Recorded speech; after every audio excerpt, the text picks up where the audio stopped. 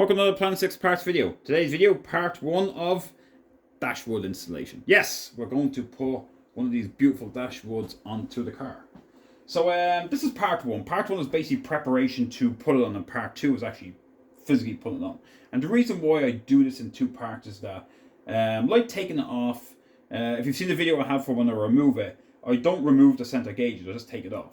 So I'm basically doing this in the exact same way. I'm going to put these all back on and get it ready, and then eventually I'll go to part 2 as I go to the car itself and put it on. Because I don't want to be tampering around and doing all this sitting right in front of the dash, because it gives me more chance of dropping something, scratching it, or anything along that line. So it's easy to do this in here. So while I have these here, what I want to say as well is that, as you can see, I have 2 of them because there is different dashwoods. So obviously you want to make sure you have the correct one. This one here is an early one. How you know an early one is basically it has 2 holes up here and a big one in the middle because that's your rocker switch, and then it has a wiper and a wash switch that go here. That's basically it for that one.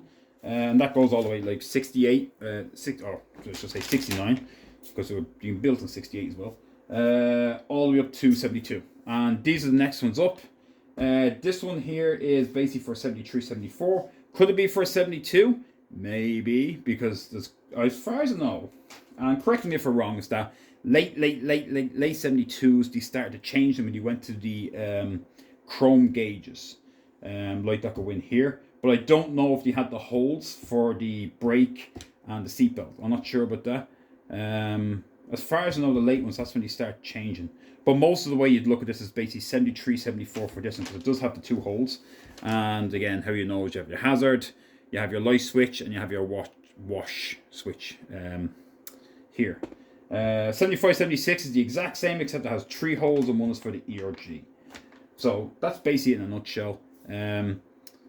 Most of them go by the body number to make sure, but again, it depends how you set your car, because I've seen cars with the wrong dashes on, the wrong dials on, the wrong, completely wrong everything, mix and match. So it's hard to say because you could be mix and matching yourself doing it, but just want to make sure you do the right dashboard. Anyway, get away from that. So we're going to install it. As you can see, I put some masking tape on the glove box door here. And the reason why is that you don't be fluting around with it when it gets to the car itself. And I've done it because I'll have it up here and I'll be trying to do this and that and the other, and then the door will just keep opening and flapping on you every time you move it. Now this is brand new and it's not moving as much, but it will. And you just don't want to be banging it or denting it or scratching it because it's brand spanking new. They're not cheap. So because it's the last thing I do, I tape the door shut, just a bit of masking tape, so I know that when I start folding it over to put the wiring in, that's not going to start opening and banging on me. So that's what I do with that. Now, gauges themselves. So which order do the gauges go in?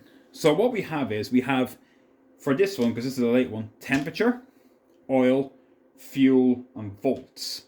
Obviously the early one, the difference is that you have amps and not voltage. And obviously the gauges are a different way around, but that's one of the ways of looking at it. The people will have them in wrong places and mix them up now. It doesn't make a difference. No, you can put them in, to be honest, any way you want, whatever way you want, whatever pleases you. As long as the wires reach, because some of them do connect, that's fine. It's a personal choice. If you want to mix and match, who cares? Anyway, this is usually where to go, and just so you know, is because if you look at the original spec, now this is for an early one, but if you look at it the way it goes, the first one up here is your temperature gauge. That's nearest, so that's why that'd be nearest here, because it's reversal, because this is a right hand drive, not left. The next one up is your oil, so that's your next one up here. Then we have our fuel next, and the furthest away in this case is amps, so in this case it's voltage, and that's how we end up with where the gauges go. Alright, so I have this propped up on just 2 little things, just because it makes it easier when I put them on that you can sit there, so it doesn't drop or move on me, because I don't want it to. The next thing you'll find, and again, I'm terrible for this, and I have no problem admitting it. Every time I take these things off, I have an awful habit of unscrewing them and letting the screw drop just to get them off. And then I'll pick them all up and I'm, God, which one went on which? No, I don't remember. Now, I know for a fact the big gauges have the larger ones, so as the larger screws, you You see? And then you've loads of small ones. I swear one of these small gauges has the larger one, but I'm not sure which one. To be honest, it doesn't make a difference as long as you put them on. So one thing I will tell you though is, to do is that if you end up with a load of them, or you know which came off which, and you do mark them, which is the best way to do it, but unfortunately I'm terrible for not, because I just end up with a big bag of them, is find the one that physically screws on. Because you'll find that you'll get ones that will go on, and they'll tread as far as basically here, and then stop. And you won't be able to get, they're really tight to get, and like you're not going to force it down. And I don't know why that is. I honestly don't have the answer. I can only imagine that certain gauges came with certain nuts, and they fit them treads. Because, like I said, I have a bag of them, and they're the exact same size. They just look a little different. Maybe the spline is a little slightly different, or the slightest bit bigger in size. But I got to screw it on, and it won't work. So make sure before you start putting all together that you actually have ones that screw on. Especially like if you do have like a big bag of them like me.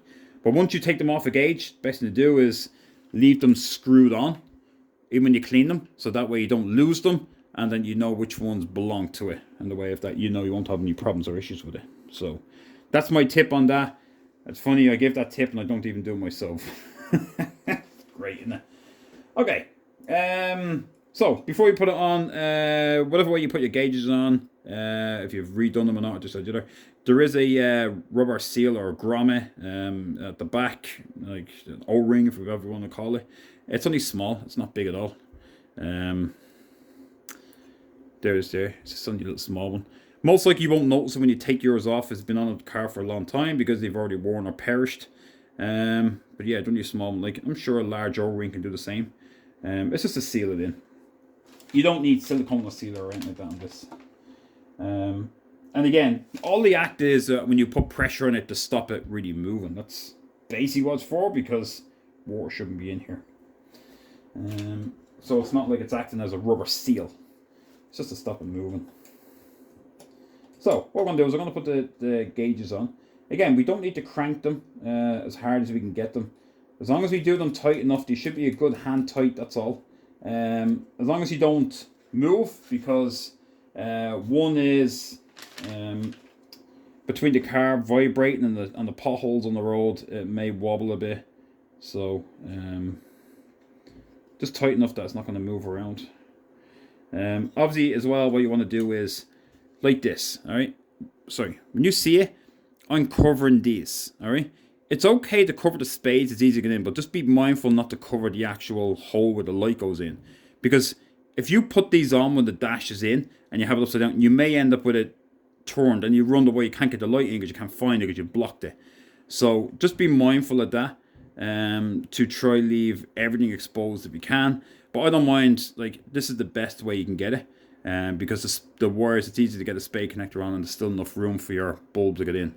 So just be mindful of that when you do put them on.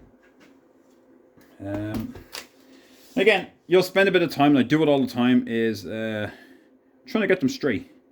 Well, I'll tell you what, I won't lie. We all have crooked eyes, and no matter how many times you do it, you always think it's off. No, that's not straight. No, that's not straight. And then somebody else will say it's not straight. So good luck. You'll spend a lot of time fluting around with that.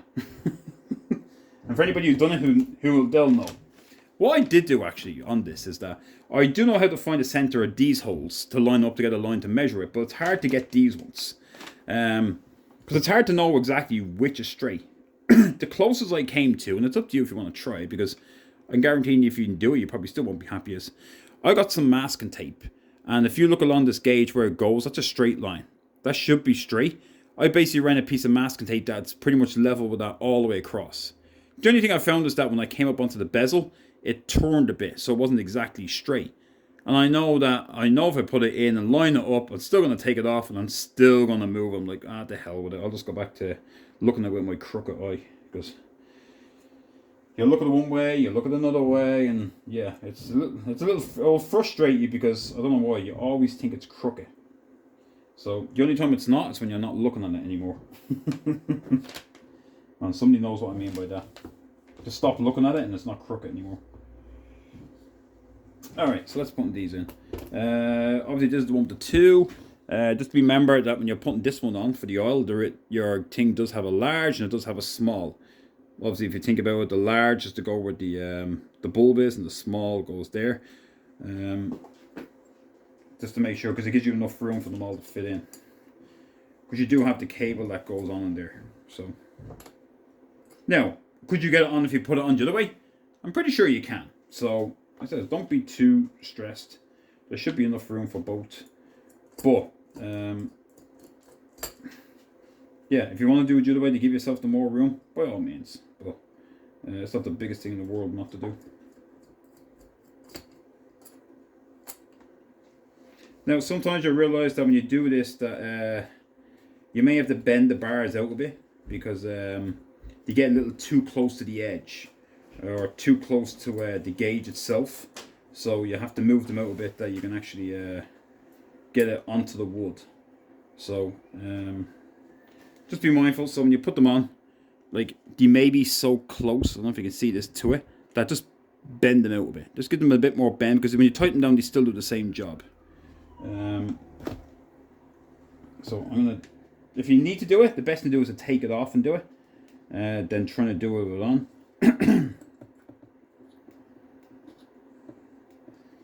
So as you can see here, and here's an example of it. When I put this one on, let me zoom in. It's pretty much fallen down the hole. So I only noticed the nail, so now I have to go back and actually redo that and bend it out a bit, that it actually sits out. So just be careful, because that can make the gauge not sit in correctly. They are pretty close in the way of that it's pretty close to the wood. That's not much bigger than the hole. So give it a good stretch if you're doing it. Say a good stretch. Make sure you have a fair bit of clearance. As I said, once it pulls on itself, it's not going to make a difference, because it's just going to pull itself down. So again, these are why I do it here, because you might notice that at the back if you're doing it. You might take notice, and then all of a sudden it's moving because it's falling out of the hole, or it's falling in that groove. I now have to go back and look at it and try to reset it again. And again, like I said, it doesn't have to be too tight, just a good hand tight. So let me have a look at this one. This one is almost the same. Now some of them might be bent a little better, that if you take it off and flip it around, it will work. It may, but the easy thing is to do is just give it a little stretch out. Oops, I dropped the nut. So we're going to get all these 4 on. So I'm going to let it drop down.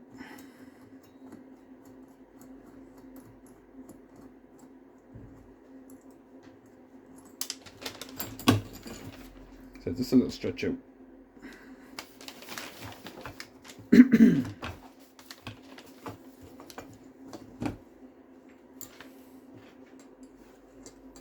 Bear in mind as well that if you're doing this, it's the best time, well, it should be the time that you go put your dimmer in the middle for dimming the lights. If you're putting it on, if you're not putting it on, because it does actually screw in. So if you're doing that, do it first. This one is not. The reason why it's not is because basically what I'm going to do instead is I'm going to put a USB charger in here. So before I install it, I'm going to put that on, because I'm running all LEDs on it, and the dimmer for the LEDs, to be honest, is not beneficial. Most people have the lights up all the way anyway. So for me, oh, look at that. It's pretty off.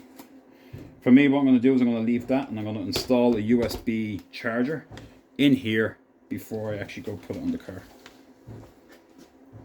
Well, let me go put this gauge on as straight as I can look at it, or as crooked as my eye is, that's for sure.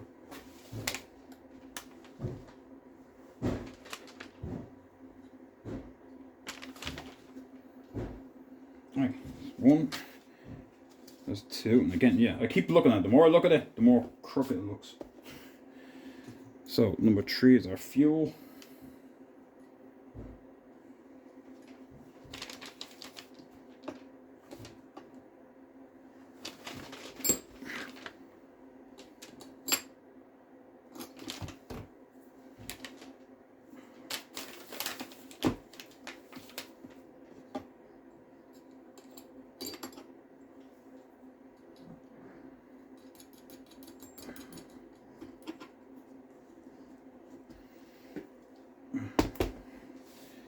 see how straight this is.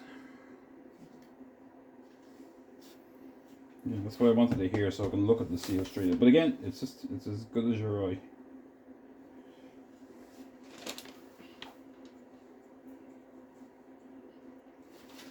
And now we have the last one, which is our voltage.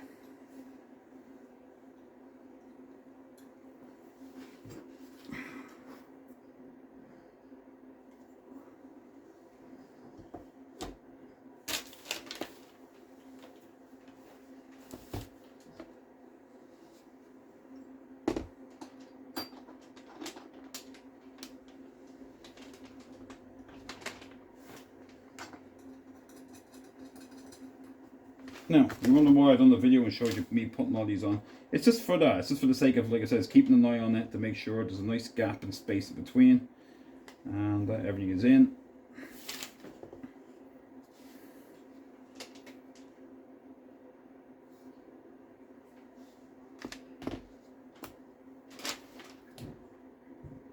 And again, we want a good hand tight on them all so that we know no amount of vibration or anything like that is going to go. And basically this is what we have. So this looks pretty nice. Happy with that. So again, the more I look at it, the more I keep thinking they're crooked. As I said, I'm going to put a USB charger in here. So instead of putting the dial, there's going to be a USB charger in here. So when you flip it up, it's going to have that. So that's what's going to go on with this one. That's why I haven't installed it. But yeah, like the other ones, it's just a little plate at the back. Put it on, screw it in, that's the plate, screws together, and that's basically it. So you do the same as well with that and have that done prior to putting it on. So that's this part finished with. So now it's, apart from being dusty, it's good for me now to do the USB. And then join me in part 2. So part 2 I'll have the USB already fitted, because I have to go find one to actually fit, and I'm going to use an old dashwood to make sure I find one fit, so I'm not doing anything with this or damage it or scratch it. So that's it. Join me in part 2. Part 2 I'll be putting on the car and we'll go through all the wiring. So thanks for watching.